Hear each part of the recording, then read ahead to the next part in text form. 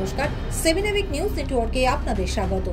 চিরাচরিত রীতি মেনে প্রতি বছর মকর সংক্রান্তি তিথিতে পশ্চিমবঙ্গের দক্ষিণ 24 পরগনা জেলার গঙ্গা এবং সাগরের সঙ্গমস্থলে অবস্থিত কপিলমুনির আশ্রমে পালিত হয় গঙ্গা সাগর মেলা। আর মাত্র হাতে গোনা কয়েকটা দিন বাকি ঐতিহ্যবাহী এই মেলা। ইতিমধ্যে এই গঙ্গা সাগর মেলা নিয়ে প্রশাসনিক বৈঠক সম্পন্ন হয়েছে, কিন্তু তারপরে আচমকাই কপিলমুনির মন্দির থেকে মাত্র 60 কিলোমিটার দূরে কংক্রিটের ঢালাই রাস্তায় নেমেছে বিশাল বড় ধস। আর কপিলমুনির মন্দিরের সামনের রাস্তায় আবারও ধস নামায় আতঙ্কের প্রহর গুনছেন ওই এলাকার ব্যবসায়ী থেকে শুরু করে স্থানীয় বাসিন্দারা। কারণ প্রতি বছর মকর সংক্রান্তিতে গঙ্গা সাগরে স্নান এবং কপিলমুনির মন্দিরে দর্শনের জন্য লক্ষ লক্ষ পুণ্যার্থীর সমাগম হয়।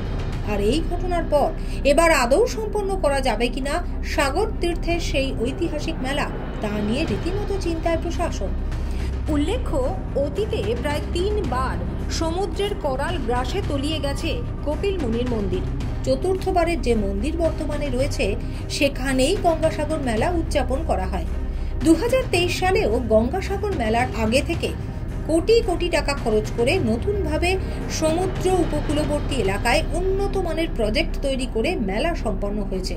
কিন্তু মেলা সম্পূর্ণ হওয়ার পরেই বারংবার ভাঙনে তলিয়ে গেছে সেই সমস্ত পাইলট প্রজেক্ট।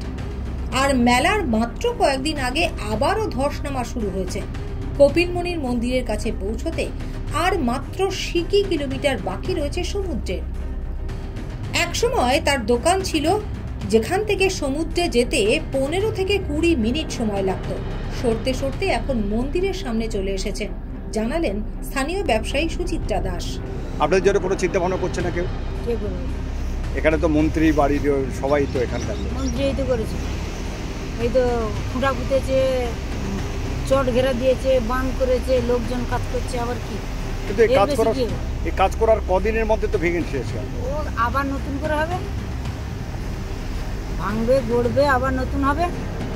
আপনারা তো পরপর ভেঙে ভেঙে চলে যাচ্ছে। আমরা চলে যাব, যতটা ভাঙবে ততটাই যাব। এ কি কপিলমুনি মন্দির রক্ষা হবে মনে হচ্ছে? না, কপিলমুনি মন্দির আবার যাবে। এর আগে কতবার গেছে? 3 বার গেছে, এটা 4 বার। আমার দোকান 18 বছর। মানে পরপর সত্যিই আছেন আপনারা? আমার দোকান অনেক নিচে ছিল, আমার দোকান থেকে যেতে হতে ছুটে ছুটে যেতে হতো, বালি পা পুড়ে যাবে, জলকে যেতে আপাতত 15-20 মিনিটের বেশি ছুটে যেতে। এখন এখানে এসেছি, এখন মন্দিরের সামনে চলে এসেছি। মন্দিরকে আর কতটুকু বাকি আছে। আর আসন্ন গঙ্গাসাগর মেলার আগে এই ঘটনায় নড়ে চড়ে বসেছে প্রশাসন। কি জানালেন জেলা শাসক সুমিত গুপ্তা, শুনুন।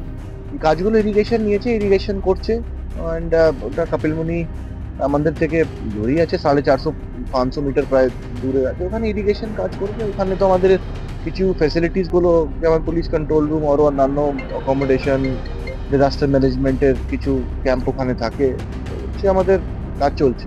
গঙ্গাসাগর থেকে মামুনি রায়ের রিপোর্ট, 7 এভিক নিউজ নেটওয়ার্ক। আরও বিভিন্ন খবরের আপডেট জানতে হলে অবশ্যই সাবস্ক্রাইব করুন 7 এভিক নিউজ নেটওয়ার্ক চ্যানেলটি, কারণ আপনাদের একটা সাবস্ক্রিপশন আমাদের কাছে অত্যন্ত মূল্যবান।